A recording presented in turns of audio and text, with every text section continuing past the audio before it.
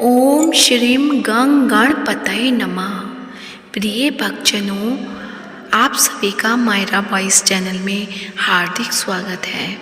आप सभी को बैसाख मास के कृष्ण पक्ष की संकष्टी चतुर्थी की हार्दिक शुभकामनाएं। संकष्टी चतुर्थी के दिन चौथ माता की व्रत कथा के साथ गणेश भगवान की व्रत कथा का भी श्रवण किया जाता है। तो आइए इस वीडियो में हम सुनेंगे सर्वप्रथम गणेश भगवान की कथा, फिर उसके बाद सुनेंगे चौथ माता की कहानी। तो प्रेम से बोलिए गणेश भगवान की जय हो। एक बार गणेश जी एक बहुत सुंदर गांव से गुजर रहे थे। इस गांव के खेत हरे भरे थे। सुबह का समय था। ठंडी पवन का आनंद लेते हुए गणेश जी मूषक पर सवार होकर चले जा रहे थे। इतने में वह एक खेत से गुजरे तो आनंदवश फसलों में हाथ फिरा दिया। गणेश जी के ऐसा करने से उस फसल के कुछ दाने हाथ में आ गए। अब गणेश जी को पछतावा हुआ कि उन्होंने तो चोरी कर ली। भले ही उन्होंने जानबूझकर नहीं चुराया, लेकिन अब फसल के दाने तो उनके हाथ में आ गए। गणेश जी ने गिने तो वह 12 थे। अब गणेश जी ने उस खेत के मालिक को खोजा और उन सेठ जी के यहाँ 12 साल की नौकरी पर लग गए। एक दिन सेठानी राख से हाथ धोने लगी तो गणेश जी ने सेठानी का हाथ पकड़कर मिट्टी से हाथ धुलवा दिया। सेठानी ने सेठ जी से शिकायत की और कहा कि देखो, नौकर ने मेरा हाथ पकड़ लिया। सेठ जी ने गणेश जी को बुलाकर पूछा कि तुमने सेठानी का हाथ क्यों पकड़ा। गणेश जी बोले कि मैंने तो बस ये कह रहा था कि राख से हाथ धोने से घर की लक्ष्मी नाराज होकर घर से चली जाती हैं और मिट्टी से हाथ धोने से आती हैं। सेठ जी ने सोचा कि गणेश ठीक कह रहा है। थोड़े दिनों बाद कुंभ का मेला आया। सेठ जी ने कहा, गणेश, सेठानी को कुंभ के मेले में स्नान करा के लाओ। सेठानी किनारे पर बैठकर नहा रही थी तो गणेश जी उनका हाथ पकड़कर आगे डुबकी लगवा आए। घर आकर सेठानी ने सेठ से कहा कि गणेश ने तो मेरी इज्जत ही नहीं रखी और इतने सारे आदमियों के बीच में मुझे घसीटकर आगे पानी में ले गए। तब सेठ जी ने गणेश जी को पूछा कि ऐसा क्यों किया। तो गणेश जी ने कहा कि सेठानी किनारे बैठकर गंदे पानी से नहा रही थी तो मैं आगे अच्छे पानी में डुबकी लगवा कर ले आया। इससे अगले जन्म में बहुत बड़े राजा और राजपाट मिलेगा। सेठ जी ने सोचा कि गणेश जी ठीक कह रहे हैं। एक दिन घर में पूजा पाठ हो रही थी, हवन हो रहा था। सेठ जी ने गणेश को कहा कि जाओ, सेठानी को बुलाकर ले आओ। गणेश सेठानी को बुलाने गए तो सेठानी काली चुन्नी ओढ़ कर चलने लगी तो गणेश जी ने काली चुन्नी फाड़ दी और कहा कि लाल चुन्नी ओढ़ के चलो। सेठानी नाराज होकर सो गई। सेठ जी ने आकर पूछा, क्या बात है। तो सेठानी ने बोला कि गणेश ने मेरी चुन्नी फाड़ दी। सेठ जी ने गणेश को बुलाकर बहुत डांटा तो गणेश जी ने कहा, पूजा पाठ में काला वस्त्र नहीं पहनते हैं, इसलिए मैंने लाल वस्त्र के लिए कहा। काला वस्त्र पहनने से कोई भी शुभ काम सफल नहीं होता। फिर सेठ जी ने सोचा कि गणेश है तो समझदार। एक दिन सेठ जी पूजा करने लगे तो पंडित जी ने बोला कि वो गणेश जी की मूर्ति लाना भूल गया। अब क्या करें। तो गणेश जी ने बोला कि मेरे को ही मूर्ति बनाकर विराजमान कर लो, आपके सारे काम सफल हो जाएंगे। यह बात सुनकर सेठ जी को बहुत गुस्सा आया और बोले कि तुम तो अब तक सेठानी से ही मजाक कर रहे थे, मेरे से भी करने लग गए। तो गणेश जी ने कहा, मैं मजाक नहीं कर रहा हूँ, मैं सच बात कह रहा हूँ। इतने में गणेश जी ने गणेश जी का रूप धारण कर लिया और सेठ सेठानी ने ही गणेश जी की पूजा की। पूजा खत्म होते ही गणेश जी अंतर्ध्यान हो गए। सेठ सेठानी को बहुत धोखा हुआ और उन्होंने कहा कि हमारे पास तो गणेश जी रहते थे और हमने उनसे इतना काम कराया। तो गणेश जी ने सपने में आकर सेठ जी को कहा कि आपके खेत में से मैंने 12 अनाज के दाने तोड़ लिए थे, उसी का दोष उतारने के लिए मैंने आपके यहाँ काम किया था। सेठ जी के करोड़ों की माया हो गई। हे गणेश जी महाराज, जैसा सेठ जी को दिया वैसा सबको देना, कहते को, सुनते को और सारे परिवार को देना। तो प्रेम से बोलिए भगवान श्री गणेश की जय हो। अब सुनते हैं चौथ माता की कहानी। तो प्रेम से बोलिए चौथ माता की जय हो।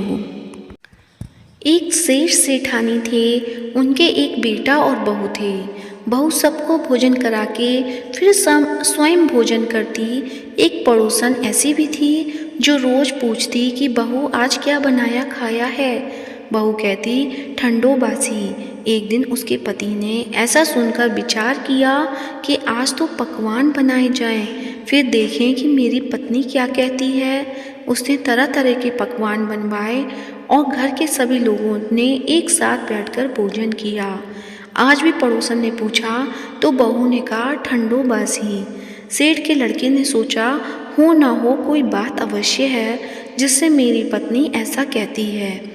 उसने पत्नी से पूछा तुम रोज ठंडो बासी खाया ऐसा क्यों कहती हो, जबकि अपन सबने एक साथ बैठकर कई तरह के पकवान खाए। उसकी पत्नी बोली अपन जो खा रहे हैं वह बाप बूढ़ों की कमाई है। जिस दिन आप कमा कर लाओगे उस दिन मैं समझूंगी कि ताज़ा भोजन कर रही हैं। अब एक दिन लड़के ने माँ से कहा मैं एक बड़े शहर में कमाई करने जा रहा हूँ।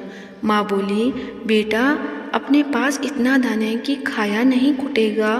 माँ के मना करने पर भी बेटे ने स्वयं कमाने का दृढ़ निश्चय कर लिया और जाते जाते समय पत्नी से कहा मैं जब तक कमाकर बहुत सा धन लेकर ना आऊँ तुम चूल्हे की आग बुझने मत देना। एक दिन चूल्हे की आग बुझ गई तो वह मन ही मन घबराने लगी, कहीं मेरे पति पर संकट तो नहीं आन पड़ा।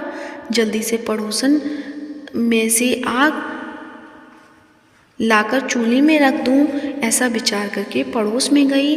वहाँ पड़ोसन चौथ माता का व्रत पूजन कर रही थी। पड़ोसन ने कहा थोड़ी देर में आकर ले जाना।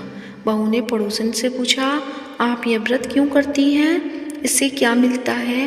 पड़ोसन ने कहा चौथ माता के इस व्रत को करने से अन्न लक्ष्मी मिले और अपनी मनोकामना पूर्ण हो। अब बहू भी चौथ माता का व्रत करने लगी।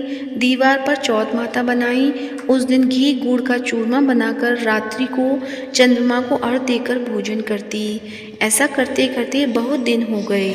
चौथ माता ने उस बहू के पति को सपना दिया कि साहूकार का बेटा तू जागे कि सोवे, तेरी पत्नी तुझको याद कर रही है, घर जाकर उसकी चिंता मिटा। तो दुकान खोलकर कंकु केशर का पगलिया बना के बैठ जाना, आज तेरा हिसाब किताब चुकता हो जाएगा। अब तो चौथ माता ने जैसा कहा था वैसा ही हुआ। उसने घर जाने की तैयारी कर ली और गाड़ी भर के धन दौलत लेकर चल दिया। रास्ते में एक बड़ा काला सा नाग फल फैलाए बैठ गया और कहने लगा आज तो मैं तुझे डसूंगा, छोड़ूंगा नहीं, आज तेरी आयु पूरी हो गई है। सेठ ने लड़के से कहा आज चौथ माता ने मुझे सपना दिया तो मैं अपनी पत्नी से मिलने घर जा रहा हूँ। वहाँ मेरी पत्नी बहुत चिंता कर रही है, मैं उससे मिलकर जरूर आऊँगा, तब मुझे डस लेना। नाग ने कहा तुम शपथ पूर्वक कहकर जाओ तो मैं तुम्हें जाने दूंगा, परंतु लौटकर नहीं आए तो तुम्हें घर आकर मैं डस लूँगा। इस प्रकार सर्प को वचन देकर वह अपने घर पहुंचा। वह सभी से हंसी खुशी से मिला और भोजन करके उदास होकर बैठ गया। उसकी पत्नी ने उदास होने का कारण पूछा तो पति ने काले नाग वाली बात बताते हुए कहा यदि मैं उसके पास नहीं जाऊंगा तो वह घर आकर मुझे डस लेगा। पत्नी बहुत चतुर थी, उसने कहा आप घबराओ नहीं, लेट जाओ, मैं एक उपाय करती हूँ। पत्नी ने कमरे की 7 पीढ़ी धोई। पहली पीढ़ी पर रेत, दूसरी पर इत्र, तीसरी पर गुलाल फूल, चौथी पर कंकु केसर, 5वीं पर लड्डू पेड़ा, छठी पर गादी गलीचा और 7वीं पीढ़ी पर दूध का कटोरा भरकर रख दिए। इस प्रकार वह 7 ही पीढ़ी सजाकर बैठ गई। आधी रात होते ही नाग आकर पेड़ी चढ़ने लगा। पहली पेड़ी पर रेत में लौट गया और कहने लगा कि सेठ की बहू ने आराम तो बहुत दिया, पर बचनों से बंधकर आया हूँ, सो डसूंगा अवश्य ही। इसी प्रकार पेड़ियों पर नाग आराम करता हुआ और कहता हुआ कि डसूंगा जरूर कमरे में जाने ही वाला था कि चौथ माता ने विचार किया कि मैं इसे नहीं बचाऊंगी तो संसार में धर्म कर्म और व्रत पूजन को कौन मानेगा। अब तो गणेश जी, चंद्रमा जी और चौथ माता ने उसे बचाने का विचार किया। चंद्रमा जी ने उजाला किया, चौथ माता ढाल बनी और गणेश जी ने तलवार लेकर नाग को मार दिया और ढाल से ढक दिया। अब बहू भी थकी हारी सो गई। दिन उगा तो लोग बेटे से मिलने आए, परंतु बेटा बहू तो उठे ही नहीं थे। बहुत देर हो गई तो माँ उन्हें उठाने गई। माँ ने सातों पीढ़ियों पर जो कुछ देखा तो बहुत घबराई और बेटा बहू को आवाज़ लगाई। बेटा बहू उठे तो देखा कि एक ढाल तलवार वहाँ पड़ी है। अब ढाल उठाई तो वही काला नाग मरा हुआ पड़ा है। बेटा बहू ने सोचा कि आज तो धर्म कर्म ही आड़े आए, जो भगवान गणेश जी और चौथ माता ने अपनी रक्षा की। हे चौथ माता, आपने जैसे सेठ के बेटे बहू की रक्षा की वैसे सबकी रक्षा करना। तो प्रेम से बोलिए चौथ माता की जय हो। प्रिय भक्तजनों, आपको आज की वीडियो अच्छी लगी है तो वीडियो को लाइक करें, शेयर करें और साथ ही मायरा वॉइस चैनल को सब्सक्राइब करें और कमेंट बॉक्स में चौथ माता की जय हो या गणेश भगवान की जय हो अवश्य लिखें। चौथ माता आप सबकी मनोकामनाएं पूर्ण करें। धन्यवाद।